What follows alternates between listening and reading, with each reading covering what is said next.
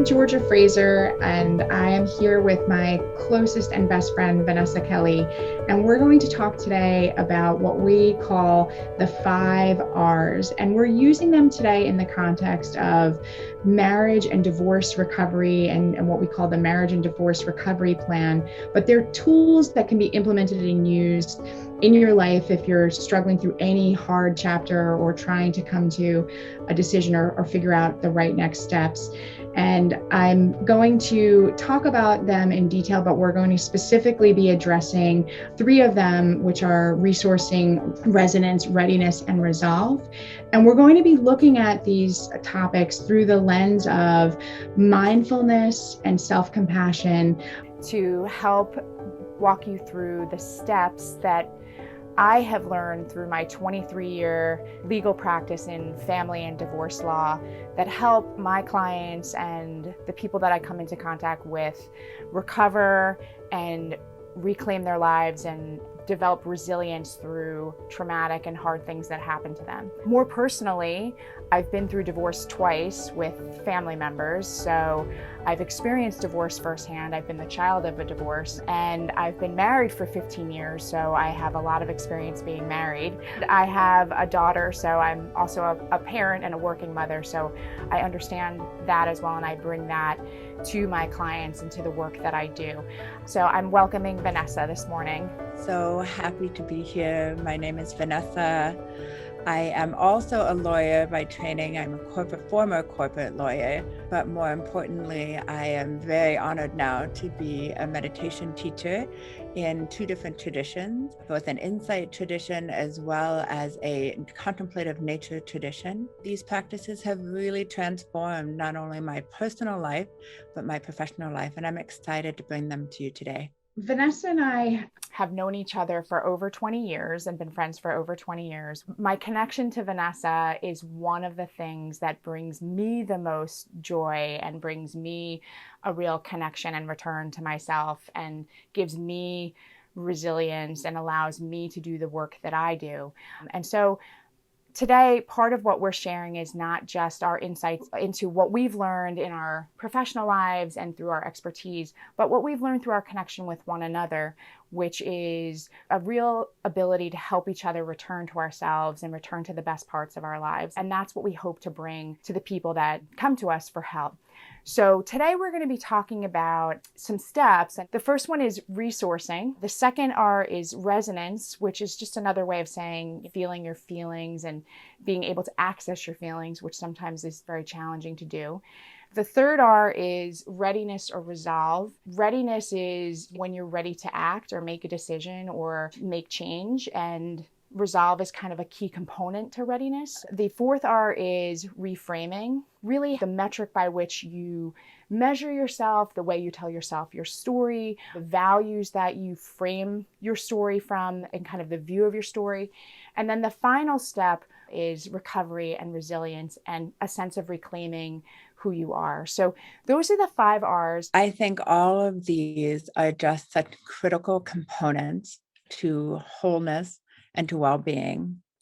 And I love that they also follow a really natural arc of the process one takes as you're working through something that can be as momentous as a separation from a marriage or a relationship, but it can also just be the natural growth process that we undergo as adults as we change and mature.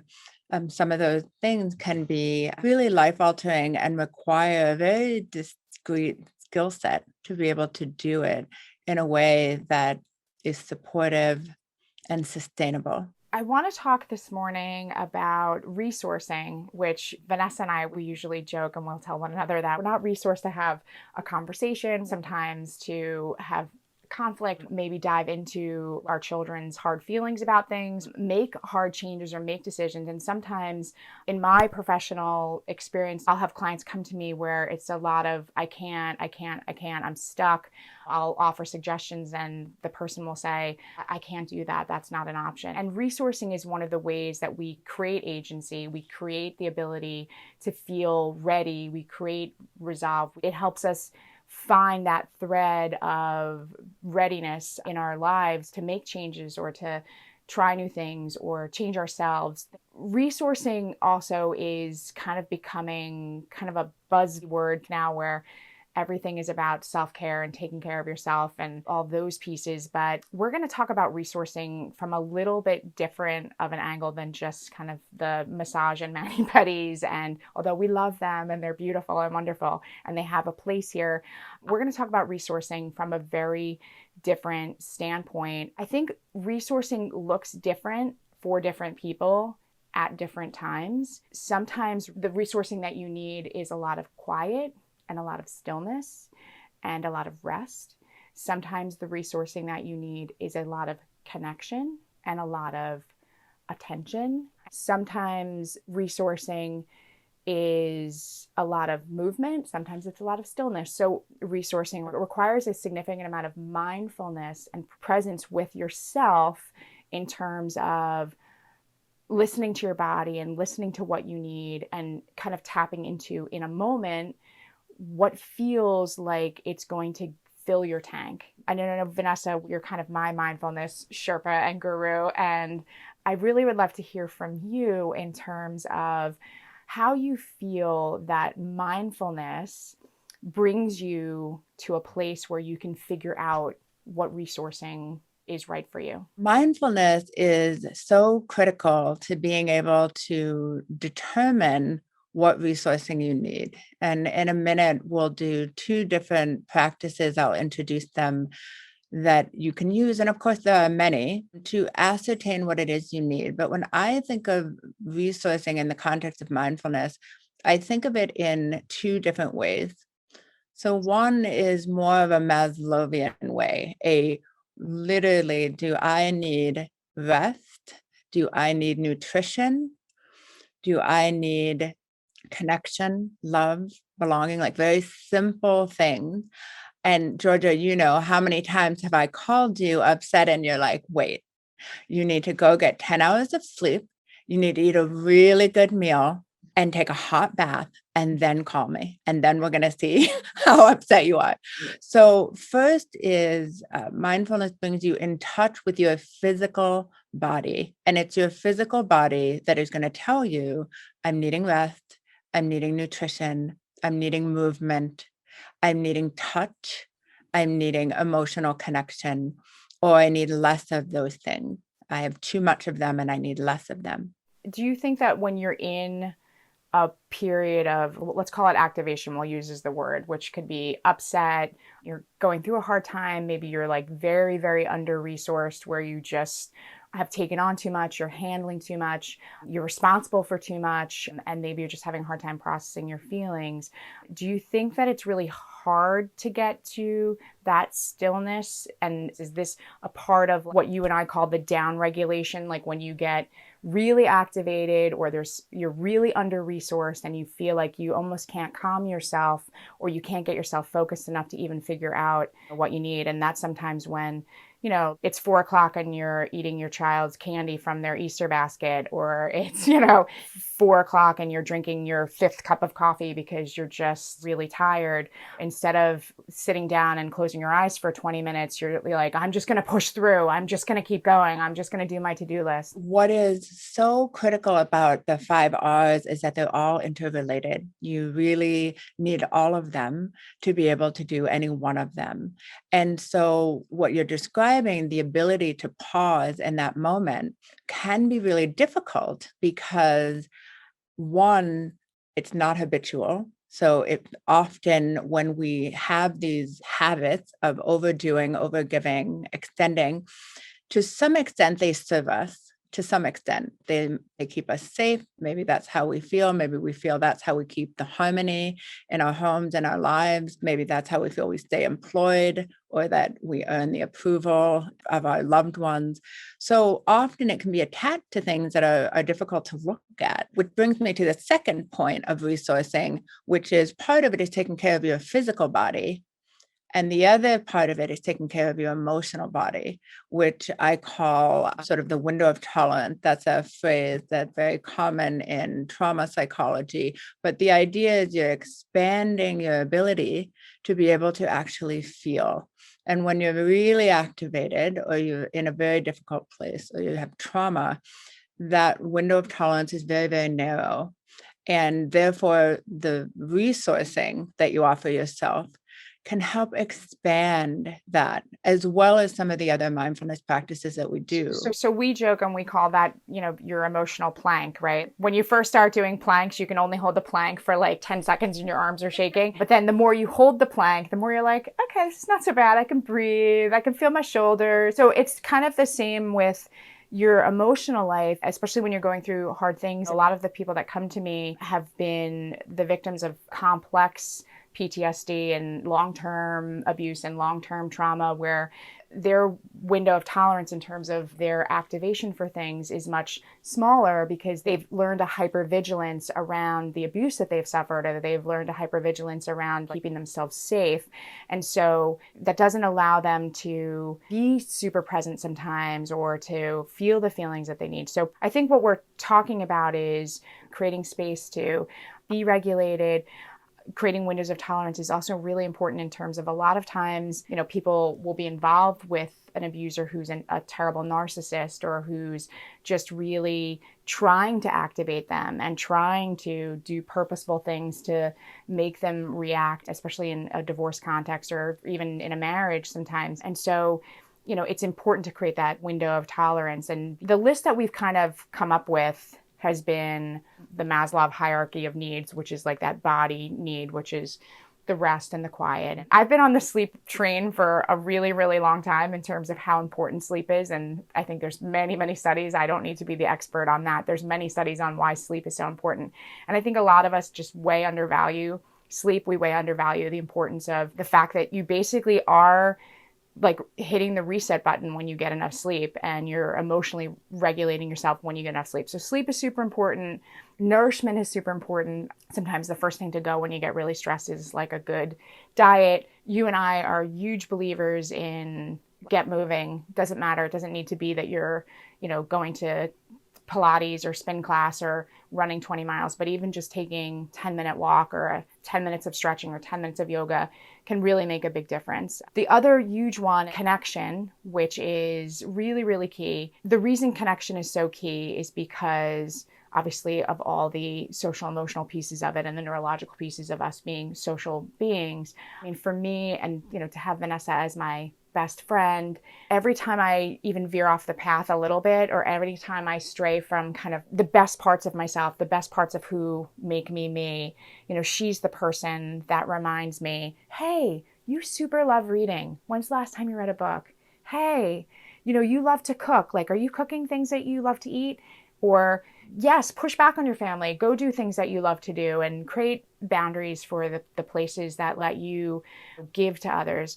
So I think that Vanessa and my connection to Vanessa reminds me to refill my tank so that I have love to give and care to give to the people that come to me. I have love to give and care to give to the clients and my family and friends. It's the way to kind of fill my tank in a way that allows me to face my truths, but also stay really connected to who I am. The other thing that I really get, and I think it's important, is that your connection that you choose needs to be affirming and accepting connection. People that really affirm your right to be able to have the choices you wish to make and the resourcing, but also hold a bit of accountability. Like, I know that Georgia wants the best for me. And so if I have been neglecting my sleep or I'm overextended, just being able to share that out loud in front of someone with whom I share a compassionate, witnessing relationship, and I hear myself in the presence of someone who I know loves me deeply and wants, nothing but care and warmth for me, that is something that when I can't give that to myself, you give that to me. Yeah. Sometimes when you're in a place that it's really hard for you to give to yourself, to have a connection of someone who deeply loves you, you can imagine what they would encourage you to do, and you can do that instead. I love what you just said, because I think that real, trusting, supportive connection is safety. It's a safe place to go to when you're struggling with things or having a hard time. And I think that that connection looks different for everyone. Not everyone has the gift that I have, which is this beautiful friendship, but there's lots of different ways to connect with people in your community. There's beautiful connection that you can have in like a therapeutic setting as well, with someone to help you through hard things. So there's lots of different ways to connect. For me, this is one of the most beautiful, precious connections that I have. It's also what I try to encourage the people that come to me to reach out to and to look for when they're going through these hard things, because that's what fills your tank. If your emotions are kind of a tunnel that you need to get through, it's like you can't get stuck in the middle of the tunnel, and the resourcing helps you kind of move through the tunnel of your feelings and help you come through the other side. It's like putting gas in a car. You have to fill that emotional tank so that you can keep going. I love that analogy of the gas tank. We're on the East Coast. I wouldn't expect to get to California on a quarter tank of gas. And I also just want to expand on what you were saying, that the connection does not need to be a human connection. For people who have trauma, or perhaps who are in relationships that are abusive or challenging, that might not be the first place that you turn to, or it frankly may not be available.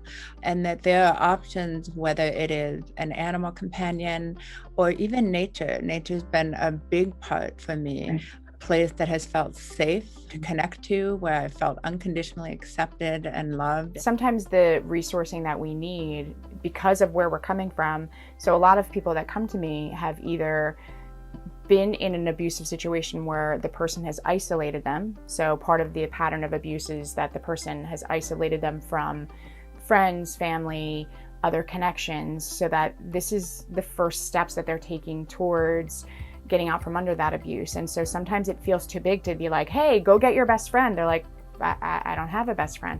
And sometimes also when people have been abused for a long period of time or have suffered trauma, there's a sense of shame and not wanting to share the part of your life that you feel deeply vulnerable about and deeply ashamed of. I think sometimes we can choose away from connection because of that feeling. If your emotional life had been unplugged, it's like plugging back in your emotional life. And what's the simplest way to start kind of re-energizing that piece of who you are? As you consider what feels resourcing for you, the most important thing is that it's individual to you and it's unique to the present moment. So what you may need as resourcing may look different than what other people need, and it may look different to you from day to day, which is why a daily practice where you're touching in with your body in a way that's accessible to you in that moment is so important.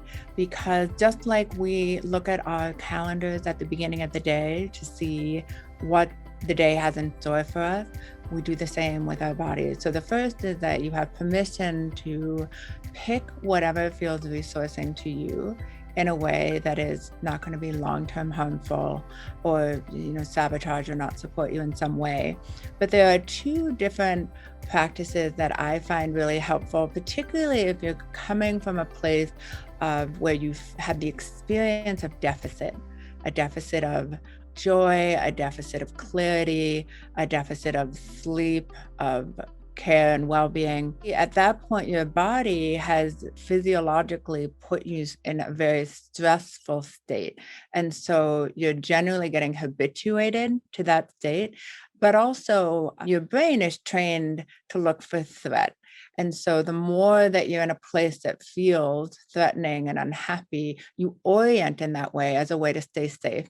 And you lose what I like to think of as the full perspective. What's so important is that it is never about denying the fullness of what is present. So it is not about being positive and not acknowledging what's really happening, but it's about holding both. Both and Dr. Rick Hansen, who's a prominent neuropsychologist, he calls it taking in the joy or cultivating joy. And this is a very simple practice. And if joy is a word that doesn't resonate with you, you can pick. It can be happiness, it can be calm, tranquility, wholeness.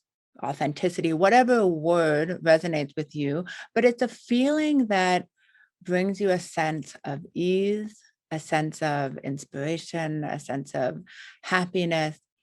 And often we move through those moments very quickly and we don't integrate them. And because the brain is constantly generally looking for threat, it sort of bounces off. And the brain is Velcro for difficult things and Teflon for positive things. This is a real stopping and noticing when you have the moments of like small pleasures, small joys, whatever they may be. It's related to, it sits next to gratitude, but it's a little different than gratitude because it's really individual to you and your physical and emotional experience.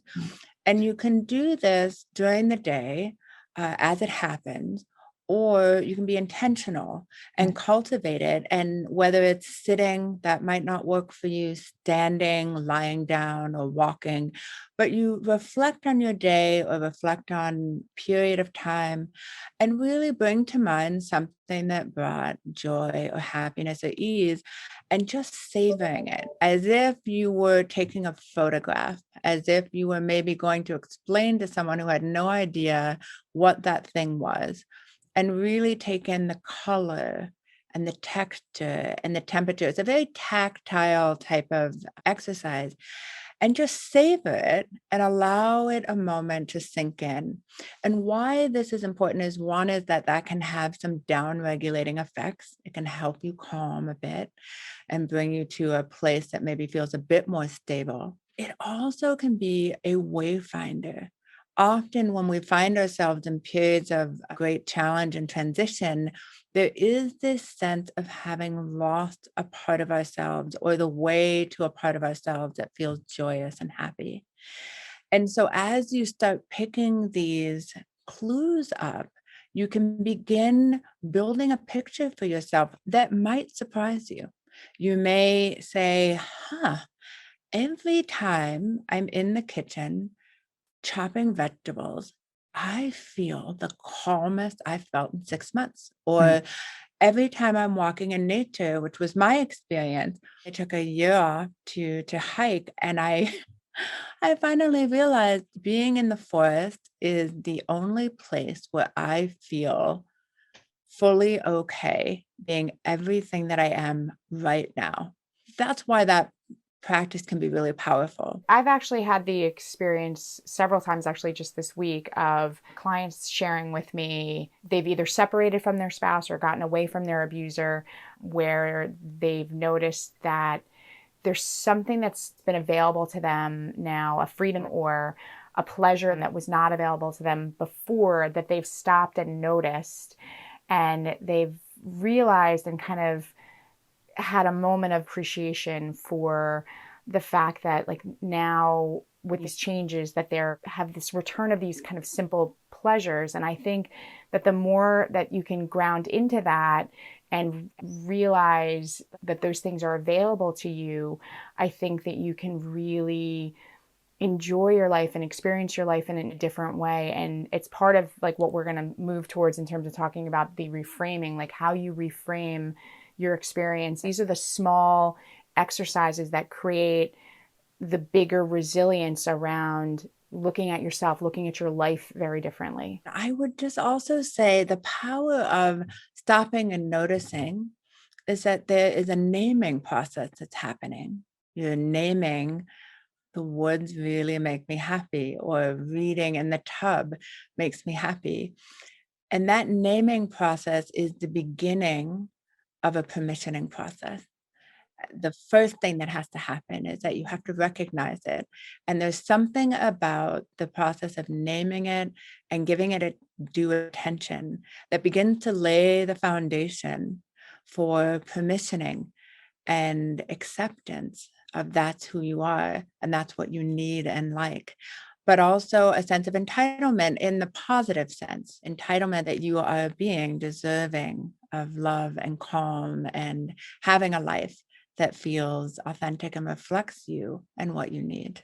So one of the other things I think that I want to touch on in resourcing is a lot of times people that come to me will ask me, I can't find meaning in what I'm doing. I feel like I don't have any purpose. Or I'll ask them what their goals are. I'll ask them what they want to do with their lives or what they feel like next steps are. And sometimes they just don't know. And I think that we've all had those moments in our lives where either you feel like you have no options or you feel like you have way too many options and you can't choose between them and you don't know what the right next thing to do is. Kind of looking at these 5 R's, purpose and meaning and paths and choices, that's kind of the end game. The beginning steps, the path to that purpose and meaning and finding yourself and kind of reclaiming your life, it really requires that you take some time to step away from whatever the trauma or pain is and take care of it and really touch it and deal with it and process it. And to do that, it requires this resourcing so that you can really come out the other end and figure out what it is that you do want to do in your situation, or to find that thread again of your personal purpose or your personal ethos or kind of your core belief system. Sometimes people have gotten so away from themselves that they lose that thread.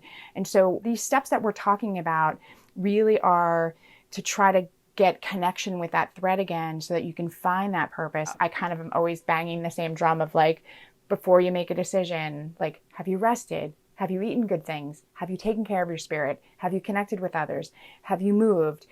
Have you sought help where you need help? The other piece that I joke about it's probably one of my superpowers, but another R, and I didn't plan this R, is research. Have you done your homework around what is available to you?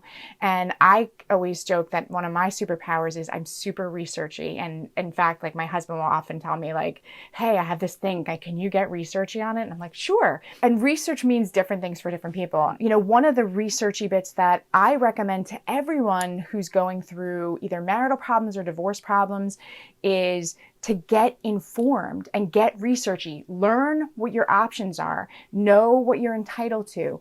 Know what's out there for you. And, you know, when you do that, that's a part of filling that tank, because if you know what's available to you, then you can start thinking about and start letting your mind wander and dream about or plan, or you can also reach out to like other resources and other people and other connections as you kind of find those things. So I'm going to add an R to my resourcing, which is researchy. I want to talk a little bit next about the second R, which is resonance. And resonance is like a fancy way for us to say feeling your feelings, which sounds really silly. I mean, everyone feels like they feel a million feelings a day. But we're talking here not about just, oh, I got a paper cut, ow. We're talking about our deep feelings, our hard truths, sometimes things that you have sublimated or that you have disassociated from. And we all do it. We all have disassociative behaviors that we do, you know, everything from social media. I mean, how many times do we check our phone? Everything can be dissociative, not just the really terrible things like drug use and alcoholism, but overgiving can be dissociative behavior where you don't really face your feelings. Taking care of your kids versus taking care of yourself can sometimes be disassociative because it's easier to just take care of other people than it is to take care of yourself.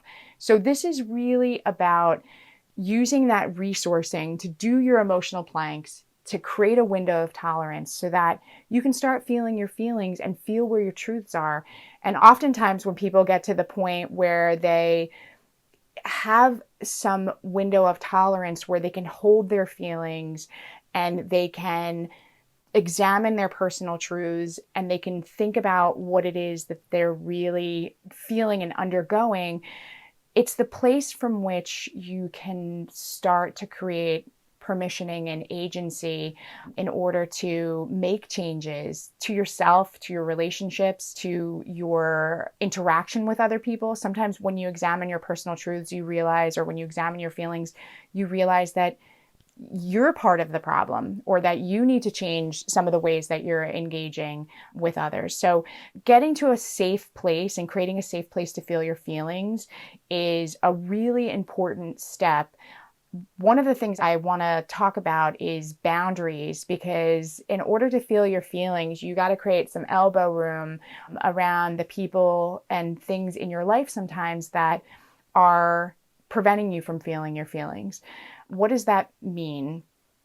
Boundaries are also one of my favorite things to talk about because they've been my most challenged aspect of my personal life. I'm a caregiver.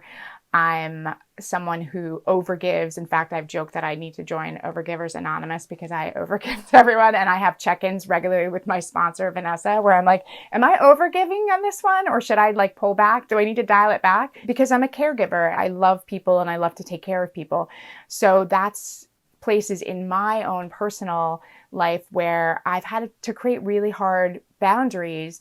And I equate them to like the VIP rope with the bouncer. Only certain people and certain things get past this VIP rope. And the VIP is you. The VIP is the access to your limited bag of emotional resources. And what people and things are you going to give that limited bag of emotional resources to?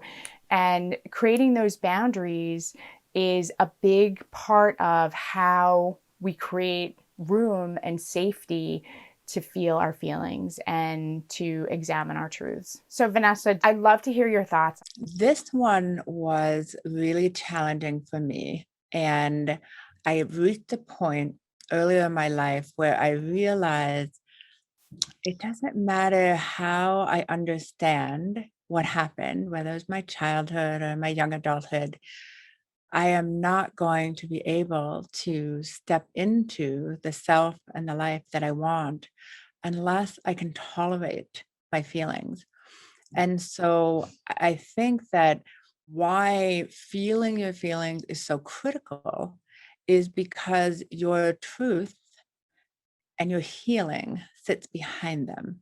And being able to walk through them and tolerate them not only allows you to be much more skillful in terms of asking and requesting for what you need from others, but also just more skillful in your own personal choices because you're in connection with your feelings. And, there's a whole host of reasons why we may not have access. Either we were not permissioned as children, we work in careers or environments which actively discourage any emotionality, and that can definitely be the case for women and for some men. And there's a whole host of reasons. Our society is fairly fast-paced. Well, and I think a lot of men have been told from the time they were little boys, don't cry, or real men don't feel their feelings, or real men don't talk about their feelings. And the reverse, like women are told, take care of everyone and be kind to everyone and be nice to everyone and love everyone. We've been kind of scripted from the time that we're really young in terms of how we are supposed to feel versus allowing us to just feel what we feel. For me, the journey what has really helped me get there are mindfulness practices. One, because it became a lens through which I could actually access my feeling. But two, it also became a practice by which I could accept them kindly, with compassion, and be able to actually tolerate them as well. I experience a lot in my professional life as well as my personal life, but a lot in my professional life where I'm talking to clients or I'm talking to colleagues, and people can sometimes become very unregulated around spaces that are touching or things that are touching deep emotional issues that they haven't ventilated our feelings. You have to give a lot of air and ventilate the feelings so that you can go into these moments and not be on the ceiling, not be so unregulated that you're in a meeting and someone says something and you're flying off the handle, or you're in a moment where you're dealing with something and you don't behave in a way that feels in line with kind of your personal ethos or your personal ethic, like where you almost say like, that wasn't me. I didn't act that way. I can't believe I acted that way. I think that having a place where you can feel your feelings that's safe, it's almost like a decompression chamber where you're like releasing the power of that emotion so that when you go into the situations that are activating, that you can come to it as like a capital A adult, like a regulated adult, versus coming into those situations where you're like the Tasmanian devil, where you're like all over the place and you're cuckoo for Cocoa Puffs and you're just, running around the room and you're ballooning around the room and your feelings are just all over the place, versus being regulated. And I think that having a safe place to feel your feelings, oftentimes with my clients, if they're in a therapeutic setting outside of our relationship where they're really ventilating these things and allowing the feelings to be touched and validated and healed in a way, they can come to our meetings or our decision-making sessions or our court appearances or various things, mediations that we're doing. They can come to it where they can talk about hard things. And it's not that they're not upset or that they don't have hurt feelings, but they're very regulated around the hard things versus being very unregulated. The other piece of feeling your feelings is taking responsibility. That would probably be another R, is really taking responsibility and not asking others to hold. So that what you were describing is when people act out in a variety of different ways, what that really is often is just fear. And people are afraid to feel what they're feeling. And so they ask others to hold it in the form of anger or abuse or withdrawal or all of the behaviors that we do that can be hurtful and harmful to connection and to you being able to have your needs met. So there is this maturation process that happened. And I would also say, in addition to the decompression chamber, it's also a reclamation process. The amount of energy we spend avoiding feeling our feelings is phenomenal and can really be a huge drain. And when we begin to feel our feelings, even though at first it may feel more draining or difficult or sad, actually what you're doing is you're reclaiming all that energy because you don't need to avoid it anymore. Well, and I love, like, you and I have had so many conversations where we have, through the course of our own long-term marriages, have just really learned that instead of creating conflict or having a fight over something that you really don't really want to have a fight over, if you can get to a point where you just say, where you feel your feelings, you're like, this is what I need in the situation. This is what I need for myself. This is what I need from the other person. And you go to the other person and you just say, hey, what you did hurt me in this way. And this is what I need from you. Or this is what would feel like connection or repair. Or this is what would help me move on from this. You can diffuse a conflict and diffuse situations so quickly when you get to a point where you know what you're feeling, you identify your feelings, you're responsible for your feelings, and you're not making the other person hold it. I mean, we all do the passive aggressive, latent aggressive, shitty comments to our spouse, shitty comments to other people, comments under our breath, criticisms, backward criticisms. But really, if you're in touch with your feelings and in touch with what you need in a situation, you can avoid a lot of that. You can have a much healthier engagement with your spouse. I think also the reverse of that is I see a lot of people who come to me who are dealing with, and right now I feel like the question that I always get asked is, do you have experience dealing with narcissists? I laugh because almost every high conflict divorce case I have, one or both parties has some kind of narcissism or emotional dysregulation, or sometimes even more seriously, some form of significant pathology.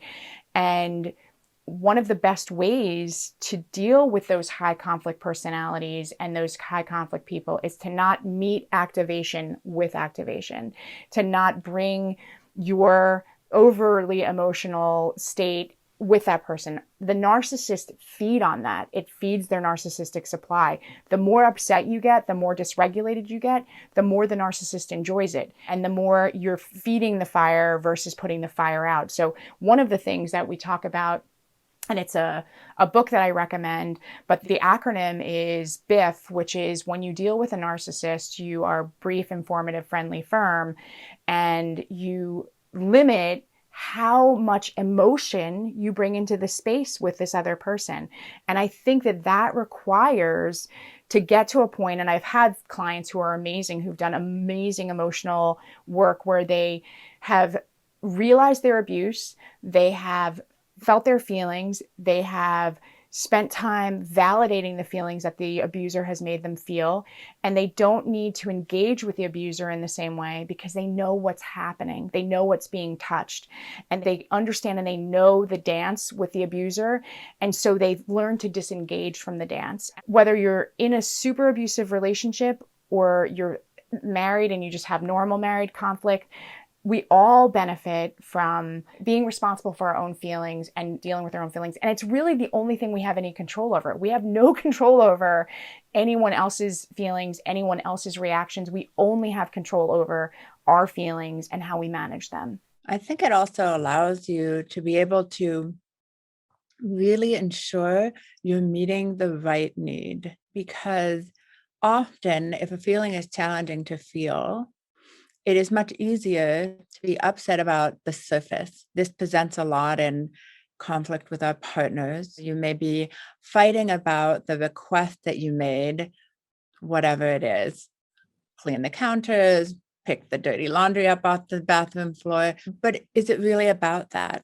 Is it more, I don't feel heard and respected, or I have really deep needs of order that came from a very chaotic childhood.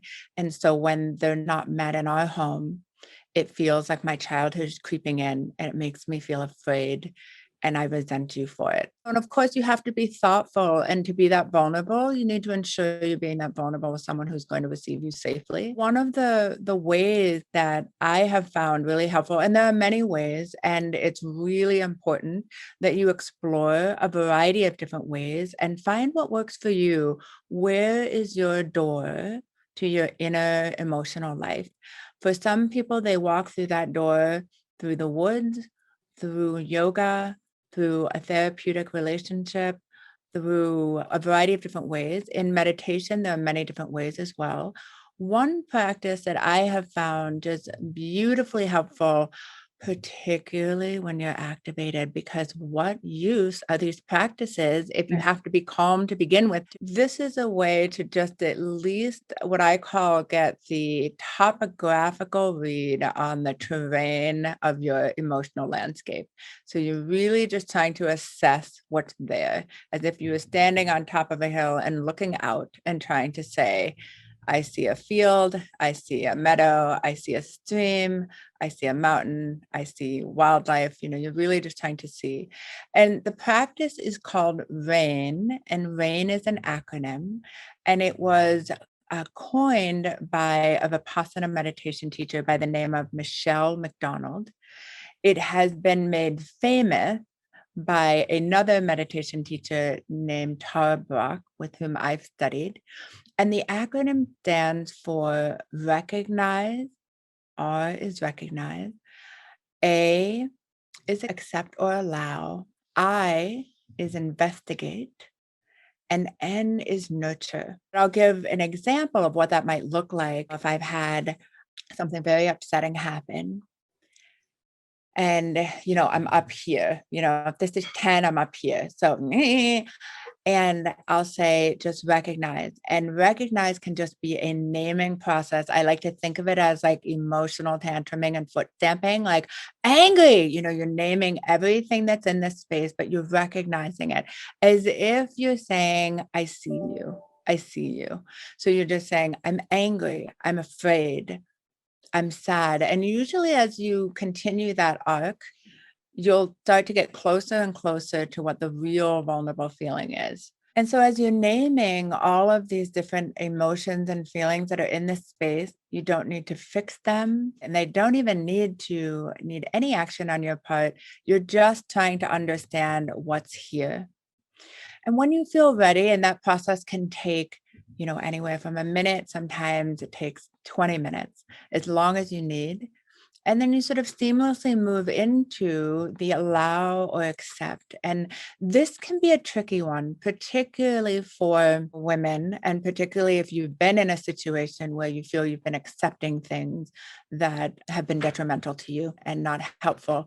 And what I like to say is, you're not accepting or allowing it as a form of permission. It's a form of recognition so that you can care for it. And part of care for it might be moving it out of your life. Part of caring for it may look something else, but you have to at first let it be in the room so that you can understand it and then make a skillful choice around it. So it is not saying you get to stay here for all time, or that I agree with you, or that I accept you, but it is saying I allow this to be here for the purpose of my understanding and my caring. And that can feel hard. I usually kind of do it like this when I'm doing it, and it doesn't have to feel comfortable. And then moving to investigate, you can use many different inquiry questions. I tend to find the question of how old does this feel? I love that question. So can we just stay here on this one for a minute? I feel like this one is just so, to use the R, it's so resonant for me, but I feel like it's going to be resonant for a lot of people. I think sometimes our emotional responses to things can be so disproportionate to what's actually happening, where we call it like you're at a 10, but really what's happening in the room is a 2. And you kind of wonder why am I at a 10, but what happened in the room is really a 2. And sometimes this conversation that you and I have around this process and around this investigate part of it is really about whether or not it's touching something that's older. This could be a childhood trauma. It could be a trauma that you suffered as a young adult. It could be a trauma that's an ongoing trauma. It could be a personal shame that you hold that is touching for a lot of people. There could be sexual abuse. There could be emotional and physical abuse that happened. You could have been the victim of some form of sexual violence. There can be a lot of different things that a small incident can touch an old pain. And you realize that the reason why you're at a 10 is because it's just touching something bigger, maybe that you haven't really healed, or may not ever really go away or ever really heal, but it might just be something that if you ventilated it better, you can put down your activation around it, and you can recognize that your response is kind of disproportionate to what's happening in the room. You know, I would also say, in addition to being old, it's also important to ask, where am I feeling this in my body? Just investigate, where does this feeling live? Is it in my belly? Is it in my chest or my throat? Do I not feel it at all in my body? Do I not feel anything in my body? Can you explain like what that means? Like, what are some of the feelings? Because you've asked me and you've prompted me sometimes when I've been upset about something, you'll ask me, where do you feel it in your body? Some of the ways that I have felt and that others have described is it can be a physical feeling of tightness. So, for example, if I'm anxious about something, all of my anxiety is in my stomach. I feel like I have swallowed like a heavy rock that is just taking all the space, and it's just heavy. Or it can feel like a constriction in your chest. It can also sometimes, if you have anxiety, they can feel like a tremendous amount of energy, like a prickling. Sometimes when people get angry or scared, your skin tone can just go cold. You can get a rapid temperature change on your skin, or you can start emitting sweat on your hand, under your armpit, down your back. All of those physiological clues about what's happening. Sometimes it can be a taste in the mouth. It can be the rate at which you are breathing or unable to breathe. That is a huge one. That's why breath practice is so important, because it's the first signal to tell you about where you are in the activation scale is about how you can access your breath. And then sometimes there's real resonance. The location of the feeling in your body can be because that's literally where the trauma happened that maybe you haven't fully acknowledged. But it can also be symbolic. Like sometimes when you're not expressing your truth and you say, I feel it in my throat, I feel like I just have this lump and I can't breathe. But other times it's really so that you can locate the physical sensation of your experience. And eventually, the closer we become of knowing our physical body and its connection to our emotional body, because they're inextricably linked, we can use our body to answer questions.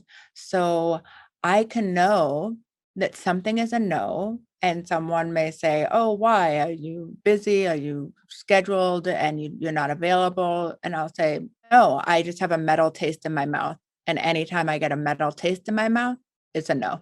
Like my body is intelligent enough to know that. So that's the other reason why that investigative process can be so useful, because it's helping you understand where various feelings live in your body. The last form of inquiry, and the inquiry can devise your own questions as well that help you understand, what do I need to know about this feeling? Sometimes questions can be like, what wants to be seen? What most wants to be felt? For some people, that may feel too soft and vulnerable. And so pick an inquiry question that feels suited to where you are. The last thing that I always ask is, what is the context in which this feeling is happening? Because in your earlier example, you may say, I don't know why I'm at a 10 over this person's action, when the action itself is probably a 2. But if you stop and say, what is the context that this is happening? I experience this person as consistently undermining me, and that every little comment becomes part of a larger pattern of what I experience as abuse. And oftentimes we miss the pattern because patterns can be really challenging to look at, because they usually are going to require some form of change from us. So it's easier to isolate the incidents and say, oh, I'm just overreacting. Are you? Are you? Or is it that you have a consistent pattern? Now, sometimes the patterning is actually something we create. It's a story we tell ourselves. And that's actually not what's happening. The person has a completely different experience that's separate from you.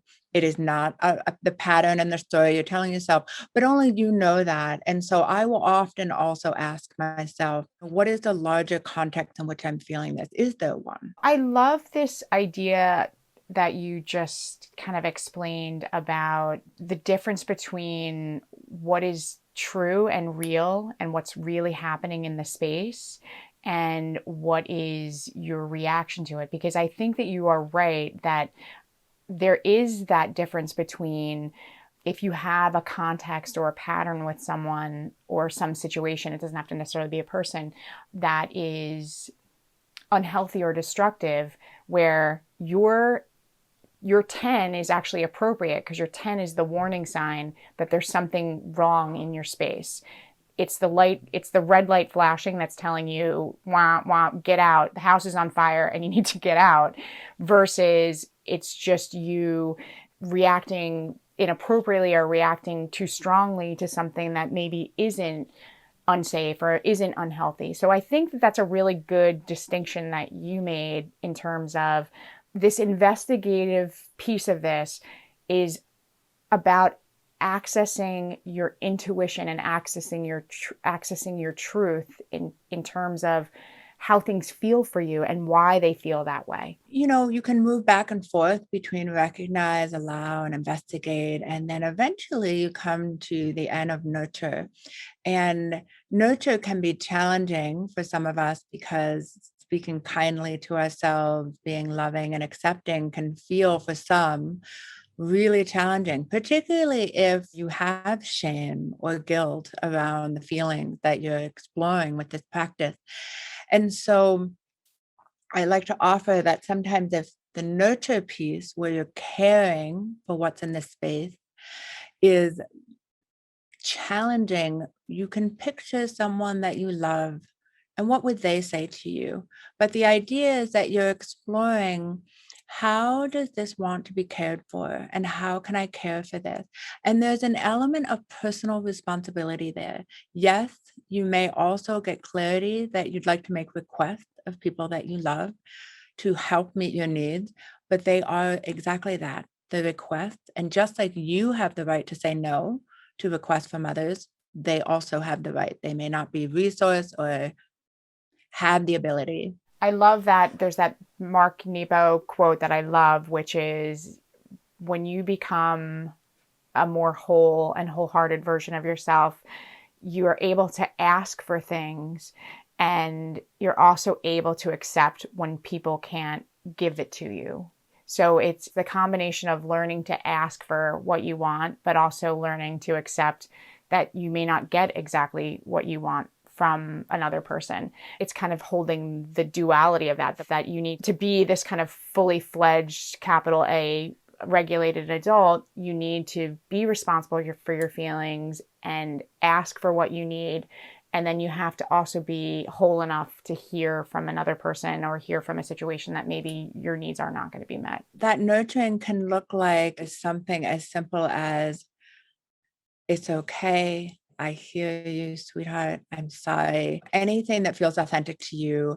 For some people, that's super off-putting. It can be triggering even for some. But finding a voice in which you would want to be soothed, that feels soothing for you and feels like it nurtures and cares for what's in this space.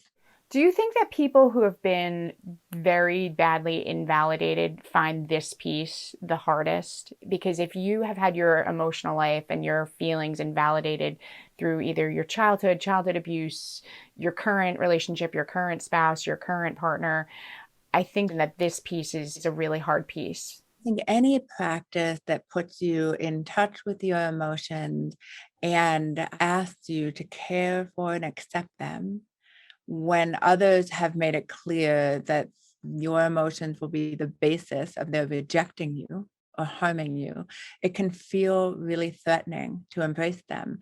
And while we don't have time today to go into another practice, that's why the practice of mindful self-compassion can be really valuable, because it helps you develop a sense of self-compassion, which really allows you to then take much more responsibility for your feelings, because you're not worried about this sort of self-excoriating talk that we give ourselves, where we punish ourselves for being certain ways or feeling certain ways. And so this process, we obviously really drew it out, but you can do it in 3 minutes or less, to be able to just ground yourself and say, what am I feeling right now? And how does that need to be seen and cared for? And what, if any, requests can I make of myself to be able to do that, and others? What's really important to hold, though, as you're doing this investigation of your feelings, is the concept of titration. I like to think of it as a little bit at a time, a little bit, and a going back and forth, back and forth. And we talked about the window of tolerance, and it's when you notice you come either out of that window of tolerance, either you're out at the top, so you're upregulated, you're overregulated, or you're out at the bottom, meaning you're underregulated. So you become dissociated, or you become lethargic and disconnected. One of the ways that we avoid that is by the use of titration.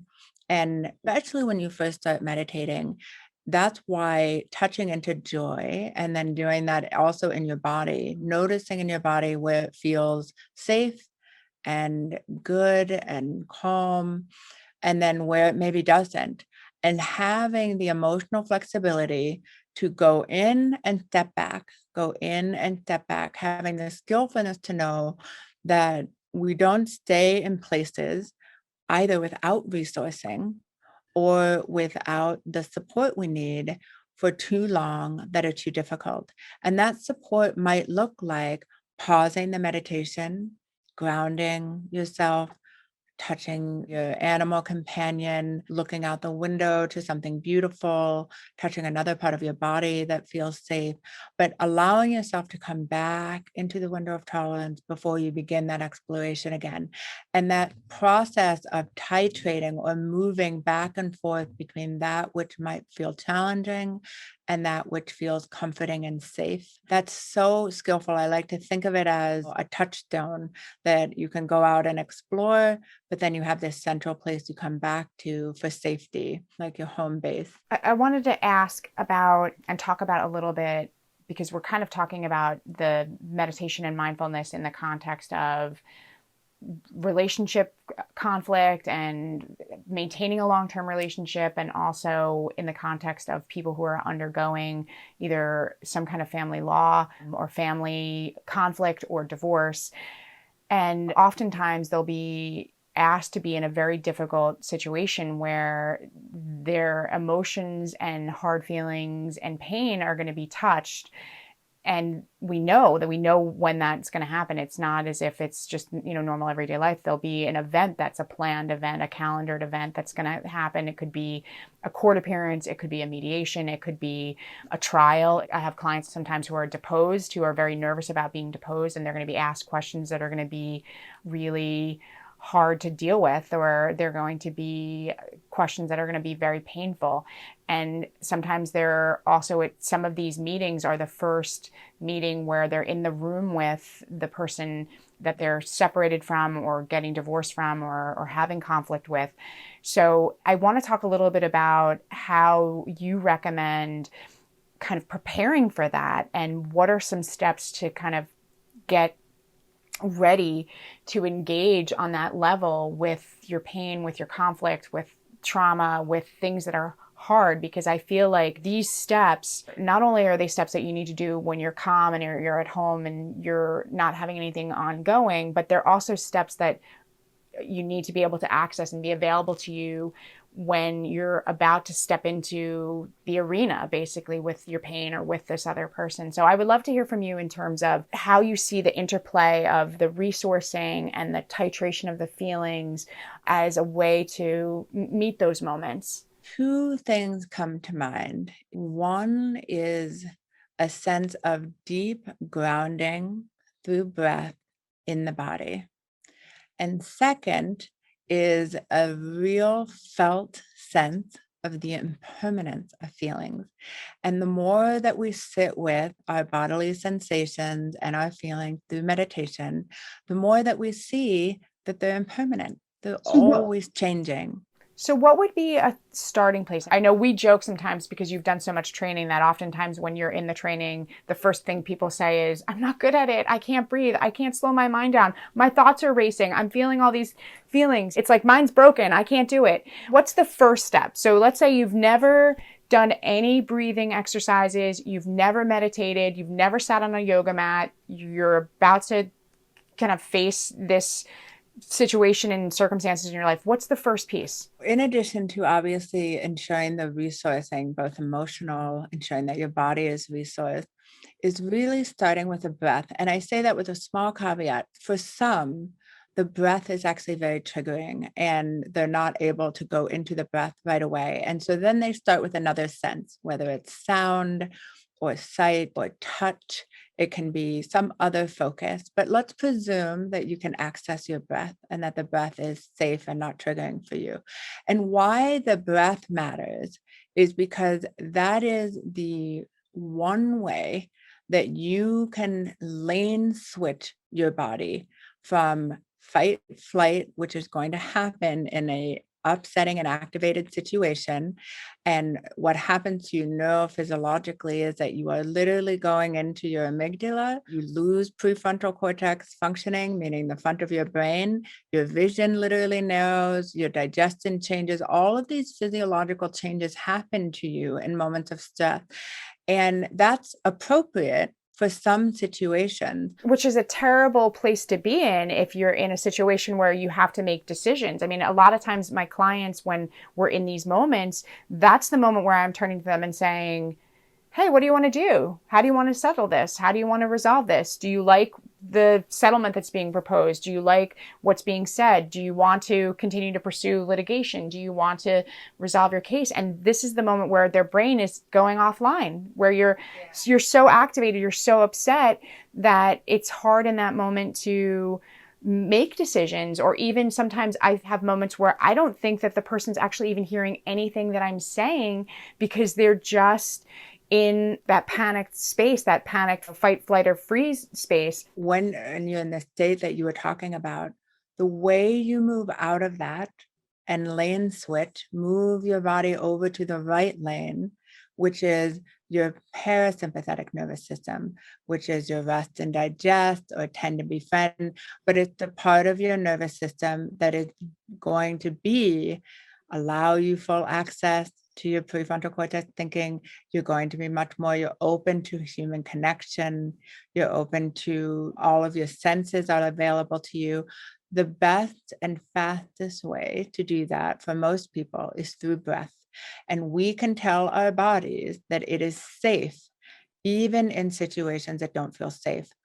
And so there are many ways to do it, but really it is as simple as breathing in. When someone says, take 3 deep breaths, there's a reason that that works. And if possible, exhaling longer on the exhale, essentially bringing your vagus nerve online so that you can actually calm yourself. So the first step is really starting with, if you're in that situation, in addition to just breathing, and everybody has different ways of doing it. Some people really like a 3-count breath where you're breathing in for 2, hold for 2, out for 4, or some cadence of that works for you, depending on your lung capacity. And others just like simply breathing in through the nose, out through the mouth. Some people have to breathe in through the mouth and out, and really just allowing yourself to take those breaths, because eventually you will feel yourself begin to calm down. I also find grounding really helps. So when you're taking those breaths, allowing yourself to have your feet on the ground. And why that matters is because often when you are activated and afraid, you are actually not in the present. You are in either the future or the past.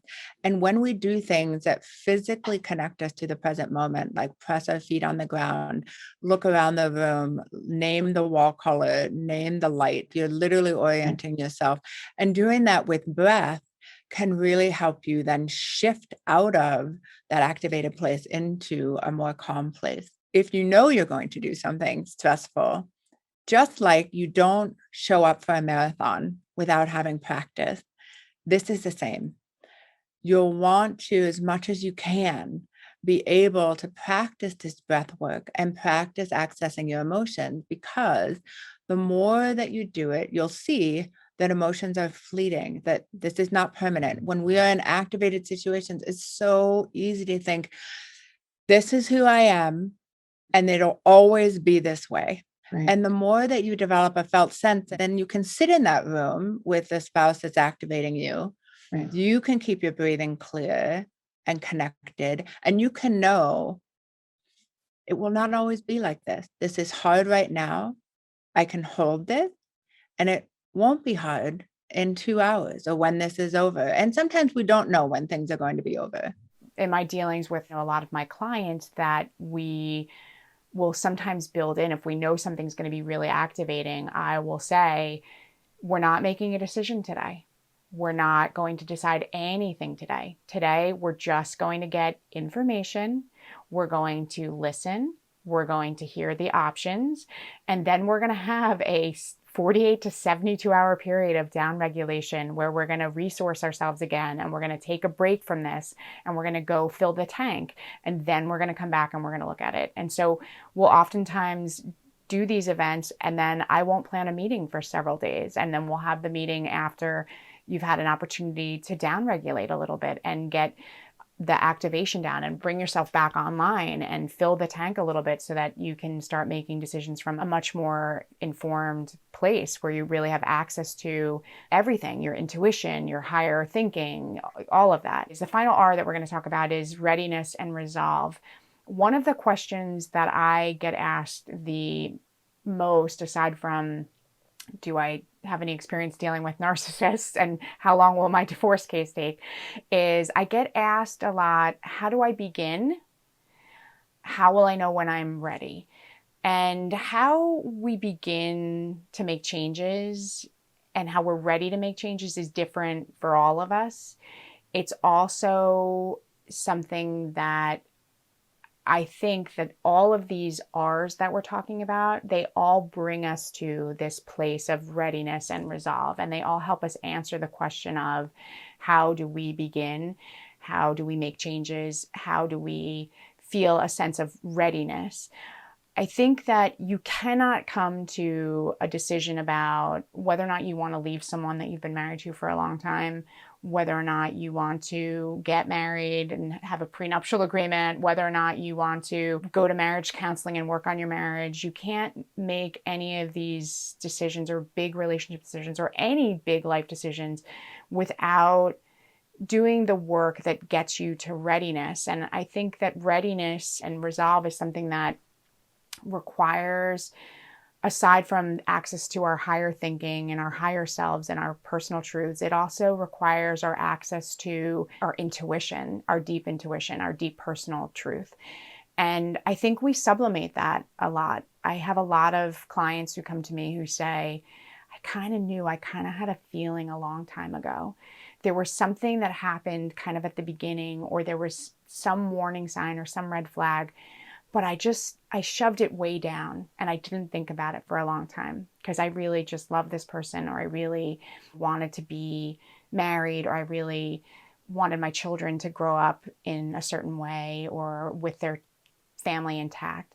And so I think that we sometimes sublimate our intuition for a long time. And part of these R's that we're going through is to help you reconnect with that part of yourself that has a deep knowing, that kind of knows when you meet somebody and you have that kind of icky feeling like this might not be good. Like there's something about this person that's like not right. Or when you're in a situation that's just not safe and you realize that there's something deeply not safe. The situations that I see also deal with a lot of what we call covert abuse and coercive control. And those situations involve a lot of gaslighting and a lot of invalidating. And because of it, people second guess their intuition. They second guess their feelings. They think that they don't know, that what they feel is not really true. And so some of the things that we're talking about today, the resourcing and the resonance, it's a way to step out of the fog of the abuse. It's a way to step out of the fog of trauma because it creates a fog all around you. You feel like you maybe don't know your feelings. And it allows you to access that deep intuition again and that deep knowing that we all kind of have, and to figure out when you're ready. And oftentimes I'll have someone who'll come to me who will be doing the researchy R, and they'll be just getting their information together. And it's a really important step, but they're not ready yet. They'll say, I'm just trying to find out what I'm entitled to. I'm just trying to find out what my options are. And then I won't hear from the person for a long time. In fact, probably one of the longest ones I ever had was I had a client come in for a consultation, and 5 years later, she came back and she said, "Do you remember me?" And I said, "Yes." And she said, "I'm ready now." So readiness looks different for everyone, and it takes the time it takes. Vanessa and I were joking recently. She sent me this beautiful article and we were talking about it, about how you don't realize sometimes that some of the things that you're doing leading up to being ready and leading up to resolve is you're practicing getting ready. It's kind of like the plane where they're revving the engines like before you take off to like make sure that the engines can like work. I think we all practice things in our lives. We practice leaving jobs. We practice maybe even breaking up with someone. We call it the reverse breakup, where like you have a moment in your relationship where you're like, I think we're done now, but it's just going to take me a little bit of time to figure out how to get away from you. We all kind of practice. And I think that's a part of readiness. It's a really valuable part of readiness, is the practicing of the strengthening of your emotions, the titration of your emotions, the maybe getting yourself organized and getting pieces of your life together in terms of training or emotional work that you need to do. There's so many things that you can be practicing and doing that you don't even realize are steps towards readiness. And I think that it's really valuable. I think that the other thing about readiness and having resolve and getting to resolve is I think that you really need to put down the shame around the amount of time it sometimes takes you to get to ready. I think sometimes it takes people a really long time to leave hard situations, whether it be at work, whether it be a job that you hate, maybe you've just outgrown the situation. It takes a long time sometimes because we have to accept ourselves and accept that it took the time it took, or accept that we needed to do a certain amount of work to get to that point. So I think there's a lot of self-compassion and self-acceptance that needs to happen in order to get to the point to be ready and to say, I'm ready to make a change. I think that resolve, and I always tell everyone, it's the thing that I can't give anyone. They need to come to me with that already. And that's something that I feel that these pillars of kind of emotional health that we're laying out today, they're the path forward towards change, towards growth, living the way like of a wholehearted person, living kind of in a way where you're claiming your whole life, the bad parts of your story, the good parts of your story, all your warts and pimples, all the things you like about yourself and don't like about yourself, that you just are accepting all of that and you're enjoying your life in a way that's kind of balanced and complete. So that's how I kind of envision and see the readiness and resolve. And when people come to me and they say, I don't know how to have the conversation with my partner, I don't know how to talk to my child, I don't know how to do these things, I don't know what I should be saying, instead of talking about content or substance, I will oftentimes talk about how to build the muscle around developing readiness and developing resolve. And I oftentimes encourage people to pause and take the time that it takes to be ready. There are many aspects of mindfulness that can support agency and readiness through giving you clarity about your emotional and physical state. One of the practices, which might seem a little counterintuitive, that I actually find the most compelling in terms of rediscovering and reaffirming agency and intuition is called loving kindness. And why I love it is because it is both a permissioning of yourself, but it is also creating goodwill for others. And I think one of the hardest things that is not talked about when we are going to discover agency and follow intuition and make hard choices is that it often is going to require that you make decisions that make people around you uncomfortable or unhappy, or may alter the relationships you have and on the terms on which you have agreed to have these relationships. And that can be fairly traumatic. And sometimes people are really angry because they benefit from some of the things you're doing that don't serve you, but serve them. Especially if you're an overgiver and you've overgiven. Exactly.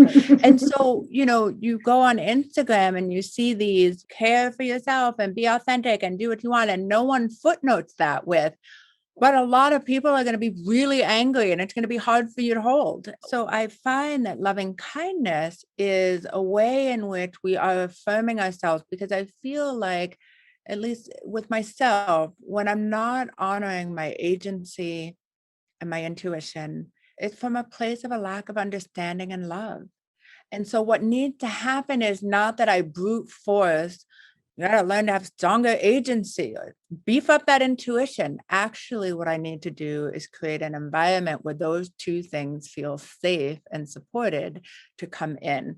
And you do that through loving kindness. I'll walk you through the practice and then I'll explain why it also involves not bringing it to yourself, but others as well. And why that's important is because we can wish others well and still say no.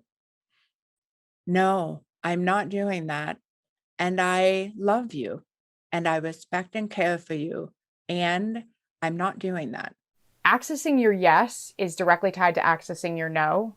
So getting the agency, it goes back to that boundary issue that we talked about in resonance, which is there needs to be room for you to access your agency and make hard decisions and make changes. And oftentimes what I'll hear from a lot of people, and they'll say, I'm going to say no, and here's how I'm going to explain it to the other person. And then they give this long story explanation of how they're going to explain it to the other person. If you're dealing with difficult situations or difficult people on the other side, or certainly if you're dealing with a narcissist, the more information you give to this other person or this other situation in terms of why you're saying no and the reason behind it and your needs for it versus just having an absolute no, the more all you're going to do is create a situation where you're going to engage in conflict around you setting this boundary, and you're going to engage in unnecessary drama around trying to exercise your right to say no. So oftentimes we'll say, you need to pare your no down. I think the less information that you give when you say no, it's the no that doesn't allow any hooks to come into the no. Developing your no and the muscle around your no, I think, is really, really important. As women, we can think that our no is mean or inconsiderate or selfish or any other negative trait. And it's certainly not limited to just women.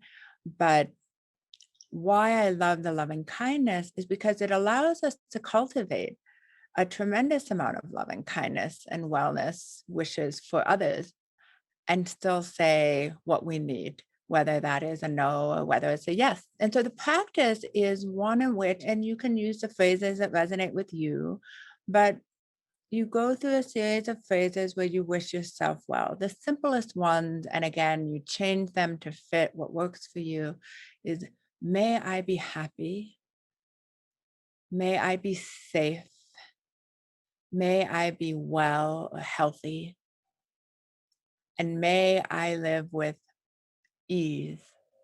That's the simplest. I've created phrases that work for me that are sort of integrated for what I need, but that's the simplest. And you wish it for yourself. And then the next round is for an acquaintance, someone that you may not know very well. Maybe it's the train conductor, maybe it's the checkout clerk, and you wish them well. May you be happy, may you be well, may you be safe, and may you live with ease. And then you pick a difficult person and you wish them the same. And ooh, that can be a little sticky. It's important to note you are not permissioning them and you are not saying that what they do is okay. You're not saying they're right and you're not saying that they need to stay in your life. But what you are recognizing as the common humanity of all of us, we all want to be happy and safe and well and live with ease in whatever way that presents for us. And when we don't have those things, we harm people, we harm ourselves, and we harm others. And so wishing that for them is actually the first step in lessening the harm. And I find that as I'm able to develop a felt sense of I am a kind and giving person by this practice,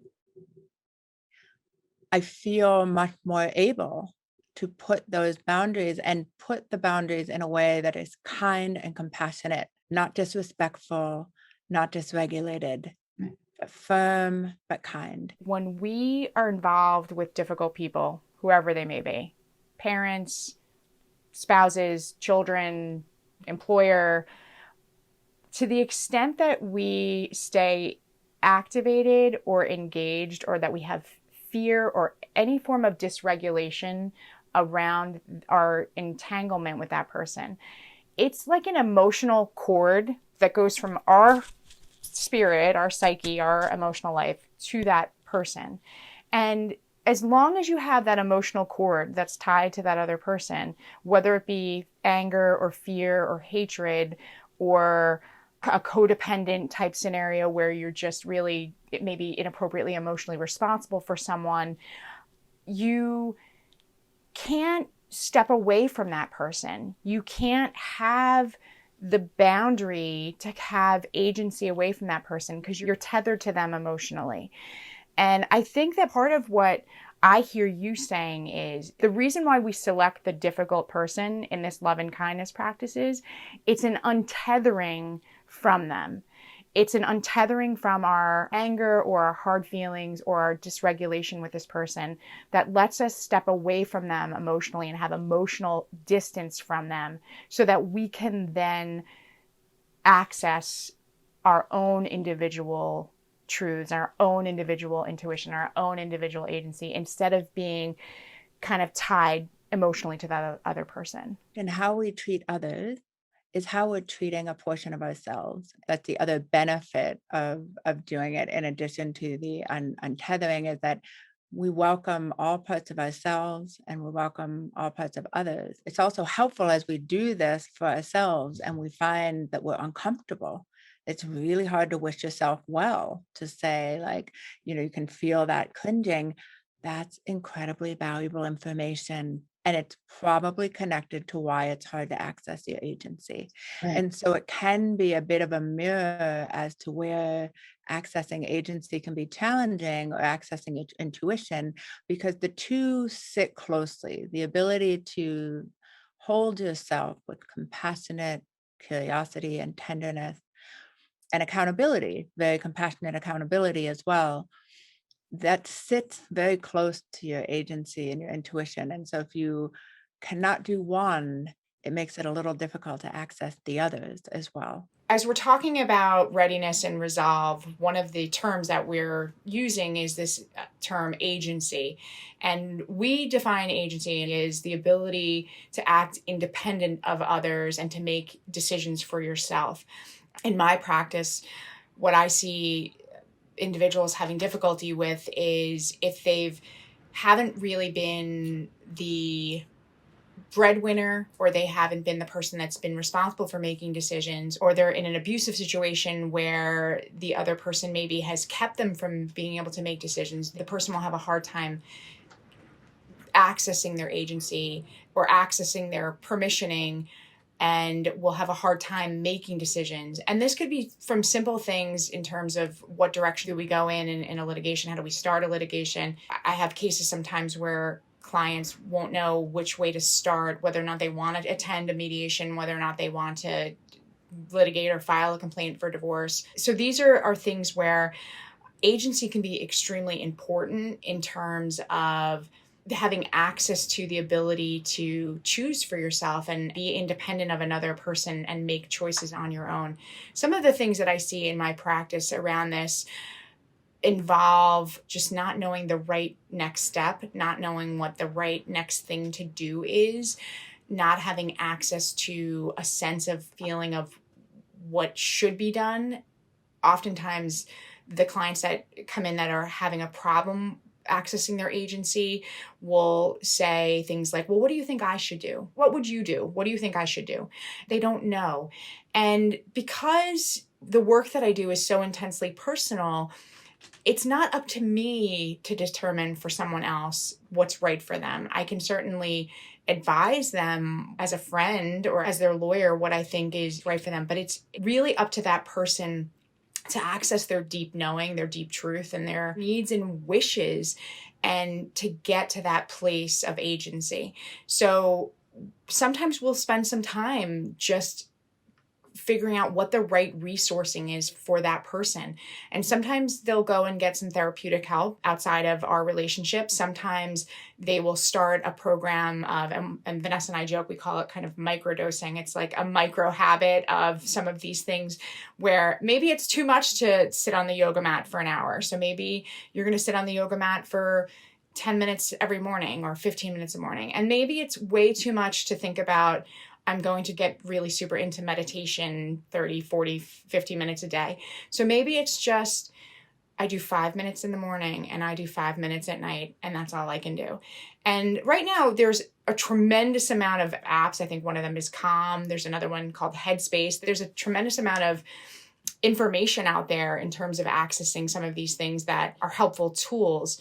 But agency is something that, like resolve, like readiness, it's not something that I can wave a magic wand and give to people that come to me. It's something deeply personal, and it requires the untethering sometimes from toxic and bad relationships in order to be independent of another person. And that could be parent, spouse, partner, child. It could be employer. And it requires the accessing of hard emotions. So I feel that agency is a critical piece in terms of all the R's. And I wish I could say that it's a 1, 2, 3, 4, 5 step it's not. They're all happening at the same time. There's an interplay between these 5 steps that we've identified where they're always kind of coalescing and working at the same time. And you kind of need to be touching in with and working with each one of these things at all times to kind of stay regulated and be whole. As I think of agency and how I've experienced it, it's really about choice, about your belief, not only that you can make choices, but that you actually can be effective with your choices. It's the belief in a sense of personal power, that I have the power to choose and that I have the power to impact, that my choices will actually have the desired effect I want them to have. So it's a sense of personal power, but not in a power over someone else, but in a power with yourself. And why so many of the meditation practices can help with that is because as we develop a relationship with our body, with our emotions, with our thoughts, and our breath, as we just simply bring our attention to any one of those elements, our breath, our body, our emotions, or our thoughts, we are choosing to give it attention and move away from it, give it attention and move away from it, and engaging with it or not engaging with it if that doesn't serve. And those acts of choosing and choosing and choosing and finding and being able to fine tune, this feels supportive and expansive, this feels constricting and limiting. That is building that agency muscle. And sometimes it's the little by little is how we're able to do that. The other way that I have actually found really helpful, which I feel like is not talked about a lot, although elements of it have been studied. So I'm sure all of you have heard of the cohort studies that they've done that basically say if your cohort or the people that you are around most often are healthy and fit, you have a greater likelihood of being healthy and fit. And the converse is true. If they tend to drink excessively or are unhealthy, you are more likely to. Divorce is the same way, that the more divorce you have, it's more likely that you will be. So there's this kind of, they call it like the cohort contagion, but it can actually work the other way. And sometimes when you realize I am not yet at a place where I have the readiness or the agency, personal power to do something, one valuable step you can take is get with people who have. When I was looking to take a year away from work, which I had never done in my whole career, I wasn't ready. It felt too dangerous, too irresponsible. But what I did was deliberately cultivate friendships with women who had done that and did spectacularly well. And being in that energetic normalized that for me. And then within about a year, I was able to make that decision. And I couldn't have told you what the tipping point was, except that I had said it out loud enough that I all of a sudden realized this is something I need to do and I want to do it right now. But it was lots of small moments of interacting with it. And so meditation offers us those small moments of practice, of choosing and being with, choosing and being with, and being able to come in and out of it. You really do not need an hour. You do not need to sit on a cushion. You do not need to go on retreat for a week. All of those things are wonderful and can be supportive. It can be as simple as standing in your kitchen, putting your hands on the counter and just breathing in what it is you are preparing to eat for 2 minutes. It can be when you first wake up in the beginning of the day, you do a scan of your body and see what does it feel like and setting an intention for the day. So it can be all of these little small practices can really cultivate agency and intuition. And the beauty of it is that it is not linear and one for one, it's exponential. So when you take 3 small actions towards agency or towards your intuition, you get repaid a much larger amount. All of a sudden, you'll find capacity that you can't believe you had. So it's nice because it allows you to leapfrog forward a little faster than, okay, I'm going to do these 1 inch forward. I'm only going to get 1 inch of agency power. It doesn't work like that. You get a lot more than what you put in. One of the other things that's great about our friendship and our connection, and kind of why I'm such a proponent of connection, is that checking in with your sponsor factor, where if you're accountable to another person, like if your personality is such that you're better when you're accountable to other people.